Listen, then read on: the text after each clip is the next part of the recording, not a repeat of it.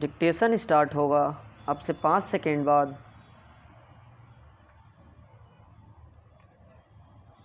Start. संविधान में भारतीय लोगों को कुछ स्वतंत्रता दी गई तो कुछ उत्तरदायित्व की जिम्मेदारी भी दी गई। अनेक देशों में अधिकारों के विधेयक वहाँ के संविधान में प्रतिष्ठित रहते हैं। संविधान देशों के सर्वोच्च कानून के द्योतक होते हैं, इसलिए कुछ खास अधिकारों की संवैधानिक मान्यता उन्हें बुनियादी महत्व प्रदान करती है।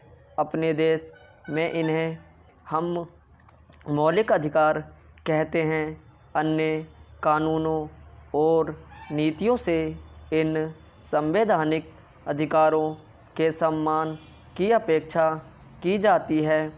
संविधान में उन अधिकारों का उल्लेख रहता है जो बुनियादी महत्व के माने जाते हैं।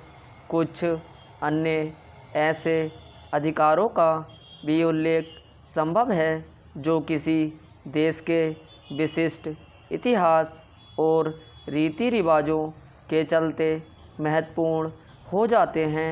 अधिकार राज्य को कुछ खास तरीकों से कार्य करने के लिए वैधानिक दायित्व सौंपता है। प्रत्येक अधिकार निर्देशित करता है कि राज्य के लिए क्या करने योग्य है और क्या नहीं। अधिकार सिर्फ यही नहीं बताता कि राज्य को क्या करना है, वे यह भी बताते हैं कि राज्य को क्या कुछ नहीं करना है। मसलन किसी व्यक्ति की स्वतंत्रता का अधिकार कहता है कि राजसत्ता महज अपनी मर्जी से उसे गिरफ्तार नहीं कर सकती। अगर वह किसी को सलाखों के पीछे करना चाहती है तो इसे इस कार्रवाई को जायज़ ठहराना पड़ेगा।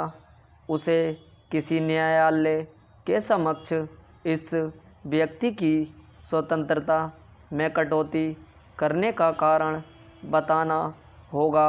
इसलिए पकड़ने के पहले गिरफ्तारी का वारंट दिखाना पुलिस के लिए आवश्यक होता है। इस प्रकार हमारे अधिकार राजसत्ता पर कुछ अंकुश भी लगाते हैं। दूसरे तरीके से कहा जाए तो हमारे अधिकार यह सुनिश्चित करते हैं कि राज्य की सत्ता वैयक्तिक जीवन और स्वतंत्रता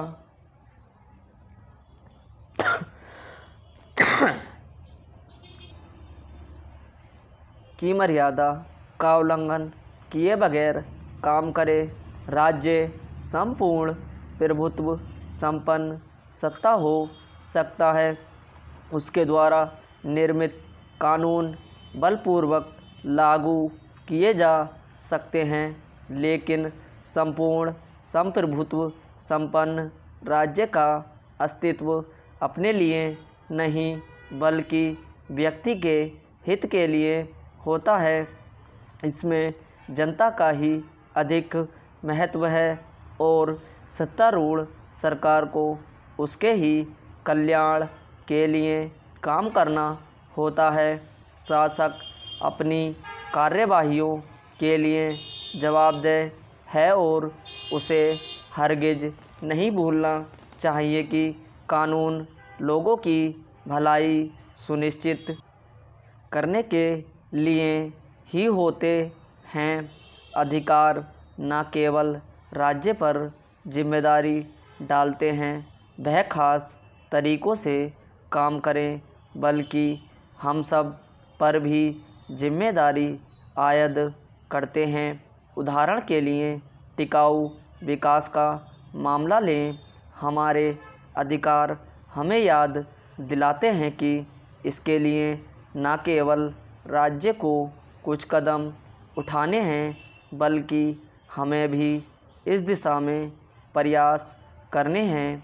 अधिकार हमें बाध्य करते हैं कि हम अपनी निजी ज़रूरतों और हितों को ही ना सोचें, कुछ ऐसी चीज़ों की भी रक्षा करें जो हम सब के लिए हितकर है। ओजोन परत स्टॉप।